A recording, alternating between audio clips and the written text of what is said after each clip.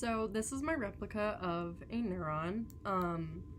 Up here we have the dendrites, which is replicated with some moss, terranium sort of material.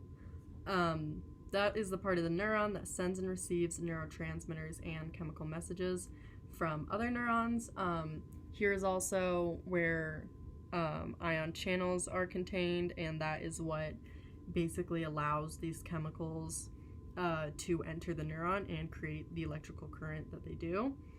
The neuron channels received by the dendrites can either be positive or negative, and once they are received, they go into the cell body, which is here replicated by a crystal.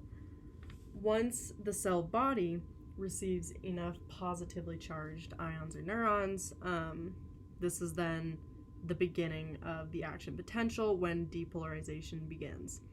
The action potential takes place when a neuron generates enough energy to pass the voltage threshold, which is the amount of voltage necessary to create this process, basically. This then travels, once that happens all in the cell body, it then travels down the axon, and that is replicated here yet by another crystal, and underneath here there is some moss, which kind of is to replicate the myelinth sheath, which is basically just an insulation for the axon. And yeah, so the axon basically takes the energy currents from up here and transfer them to the bottom of the neuron, down to the terminal branches. Here in the terminal branches, this is also replicated by some fake mossy stuff. I don't even know.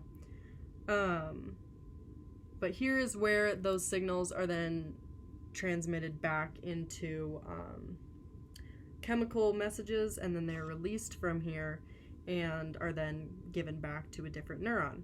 This is also when repolarization takes place, which is when the neuron returns to its resting potential. This is also the refractory period, which takes place when the neuron will return to its resting state before another action potential is fired.